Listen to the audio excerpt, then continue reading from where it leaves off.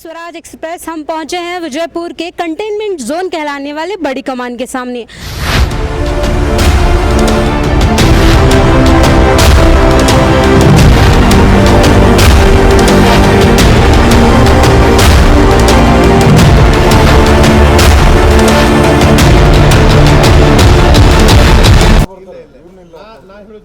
ಅವ್ರು ಬಂದು ಎಲ್ಲಿ ಹೋಗ್ಬೇಕು ಇಲ್ಲತ್ತು ಬಂದ್ ಮಾಡ್ರಿ ಈಗ ಬಂದ್ ನಾನೇ ಕಣಿದ್ ಬಂದಿನ ಅಂತ ಹೇಳಿದೆ ಇದೊತ್ತು ಬಂದದ ನಿಮ್ದು ಇಲ್ಲಿ ಬಂದ ಇಲ್ಲೇ ನಿಂದಿರ್ಬೇಕು ಹಿಂಗೆ ಹೋಗ್ಬೇಕು ಅಲ್ಲಿ ತೆಗೆದಿರು ಅದು ನಿಮ್ ಸೀಲ್ ಡೌನ್ ಏರಿಯಾ ಅದು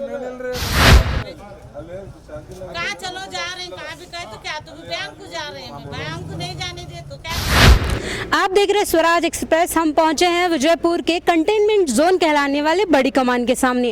यहाँ पे कुछ सामाजिक कार्यकर्ताओं से सवाल पूछते हैं कि कंटेनमेंट जोन में क्या चल रहा है और कैसी व्यवस्थाएं चल रही है। आइए हम बात करते हैं सामाजिक कार्यकर्ताओं से।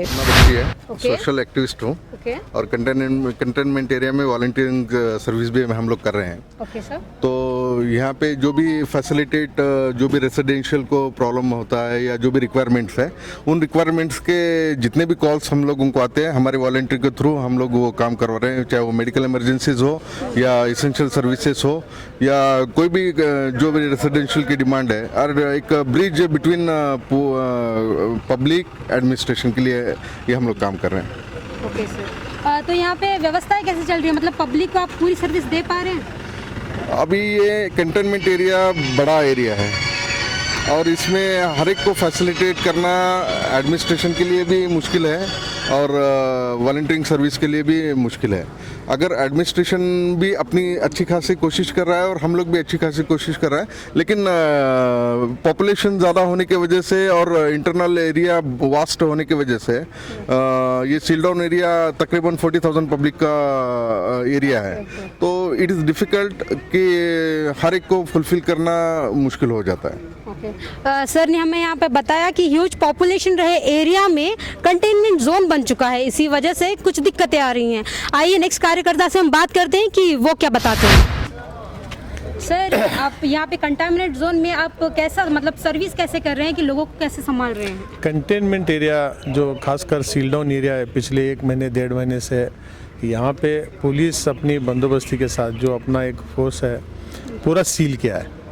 यहाँ पे मेन प्रॉब्लम से है कि सील करने से प्रॉब्लम नहीं, क्योंकि पॉजिटिव केसेस आए हैं, क्योंकि ये कोरोना वायरस पूरे शहर में ना फैले, सिर्फ जामिया मस्जिद एरिया को लगे। लेकिन यहाँ पे एक प्रैक्टिकल आप जो एक साइंटिफिक तरीके से या तो प्रैक्टिकल तरीके से बोलते हैं, लोगों को दिक्कत है कि उस तरह से सील डाउन नहीं हुआ।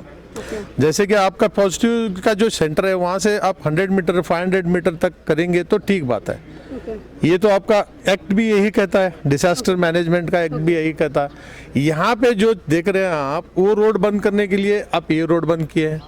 हाँ, वो रोड बंद करने के ये यहाँ से यहाँ बंद है, तो वो लोग कहते हैं कि हमको वर्किंग एरिया चाहिए।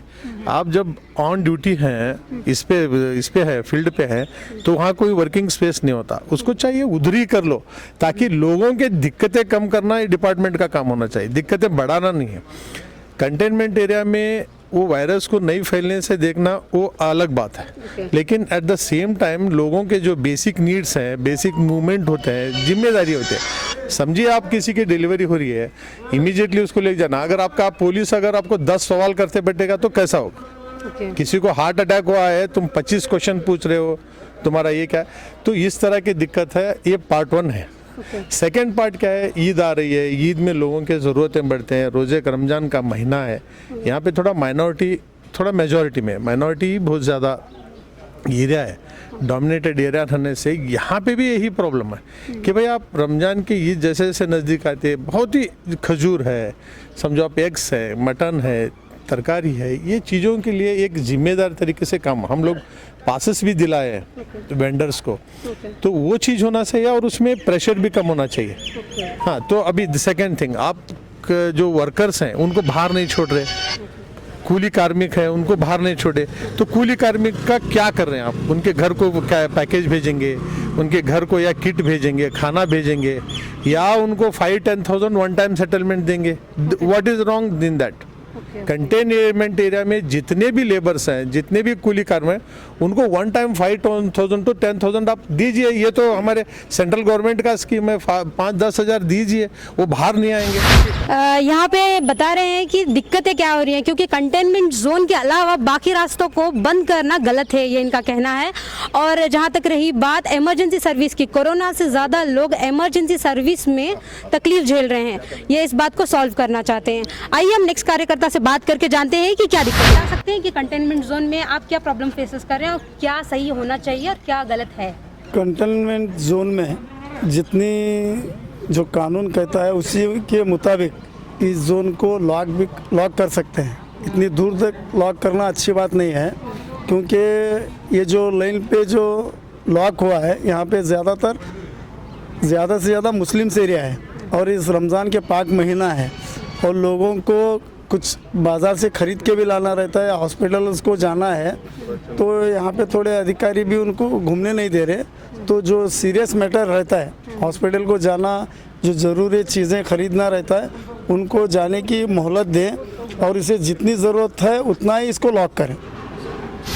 उतना ही लॉक करे, बेवजह लोगों को परेशान ना करे। आइए तो हम यहाँ पे सर से बात करते हैं कि इनकी राय क्या है। भाई दस्तगीर सारोड की ये कहना चाहता हूँ कि हम लोग यहाँ पर कंटेनमेंट जोन में है, तो इसका हम ऐसे महसूस कर रहे हैं कि जहाँ डिटेक्शन सेंटर होता है ऐसे महसूस हो रहा है, क्योंकि यहाँ कोई सुविधा यहाँ पर नहीं मिल रही है। यार जो इमरजेंसी सर्विस है वो सर्विस लेने के लिए हमें 15 मिनट से आधा घंटा जूझना पड़ रहा है पुलिसों के साथ। सर यहाँ पे वेजिटेबल वगैरह ज़रूरत की चीज़ें कैसे ला रहे हैं आप? वो लोग रात में ला रहे हैं चोरी के जैसा। हाँ, ये जो सर्विस है रात में लाना पड़ रहा है। वो जो बेचने वाले हैं वो भी मार खा के ला रहे हैं, जो लेने वाले हैं वो भी लाठियों से मार खा रहे हैं। सरकार की ओर से तरकारी को वगैरह पहुंचाने के लिए कुछ सोर्स नहीं है? ऐसी कोई सहूलत अब तक सरकार की नहीं हुई। सर सुना था कि बीच में की चीजें पहुंचाई जा रही हैं बोल के, वो कुछ जगहों पर पहुंचाई गई। वो उतना छोटा सा किट इतने दिनों का कैसे हो सकता है, और सभी लोगों को नहीं पहुंचाए गए, नहीं वहाँ पर नहीं पहुँच गया। तो 2 महीने का करीब 2 महीने हो गए, अब तक कैसे जिए? तो लोग भी स्टॉक रखे तो कितना स्टॉक रखे, क्योंकि कोई बता करके कोई लॉकडाउन भी नहीं किया गया। तो ये हम ये चाहते हैं कि अगर कोई बोल कर रखते थे, लोग स्टॉक तो कर लेते थे, अपनी तैयारी में रहते थे। ऐसे कोई तैयारी नहीं रही, एकदम फट जैसे लॉकडाउन कर गया, तो यहाँ पर कोई सुविधा की मिलने की। सर अभी समझिए उधर के लोगों को कुछ इमरजेंसी ज़रूरत है, तो वो ज़रूरत आप अभी कैसे पूरी कर रहे हैं? अब ऐसा हो रहा है, कुछ लोग हमारे सोशल एक्टिविटीज़ है यहाँ पर बॉर्डर पर ठहरे हुए हैं, मेडिकल सर्विसेज के वगैरह उतना ही हो रहा है, बाकी कोई सर्विस यहाँ नहीं हो रही। यहाँ पर एक बैरिकेड डाला गया है, कोई वहाँ से अपने ज़रूरत को फ़ोन करके बुला रहा है, यहाँ से ला लेने के लिए भी वहाँ पर 10 मिनट का वेट करना पड़ता है हम लोगों को यहाँ एक दूसरे मिलने के लिए। बीच में पुलिस हेल्प कर देती है? पुलिस हेल्प कर देगी, वही जो क्योंकि सबसे उधर नहीं है तो कोई उनका तो मसला ऐसा ही हो गया, क्योंकि अब कोई नहीं है बोले तो एक दूसरे की हेल्प करने की, एक दूसरे की इंसानियत के यहाँ पर हेल्प चल रही है। लेकिन बिल्कुल कोई गवर्नमेंट की तरफ से ऐसा कोई ये नहीं, सिर्फ बंद करके रखा हुआ है, उनकी तरफ से कोई सुविधा यहाँ पर मिल रही नहीं। यहाँ पे बताया जा रहा है कि यहाँ पे कैद वाली फीलिंग आ रही है, क्योंकि लोगों को ज़रूरत की चीज़ें नहीं मिल रही, जैसे कि दूध, तरकारी, जो ज़िंदगी गुजारने के लिए काफ़ी है, वो चीज़ें लेना भी यहाँ पे बहुत बड़ी बात है, मशक्क़त की बात है। जिनके रिश्तेदार हैं वो चीज़ें पहुँचा रहे हैं, बाकी लोग बेसिक ज़रूरती चीज़ों के लिए भी तरस रहे हैं। अब देखना यह है कि प्रशासन या एडमिनिस्ट्रेशन इसके बारे में सोचती है और कंटामिनेट जोन में रहे लोगों को मदद करती है, नहीं देखना ज़रूरी है, क्योंकि कोई भी इंसान बिना ज़रूरत के सामान के जिंदा नहीं रह सकता है, क्योंकि ज़रूरतें पूरी होना ही इंसान की सबसे बड़ी नीड है। कैमरामैन तौफीक के साथ मैं नाज़मीन।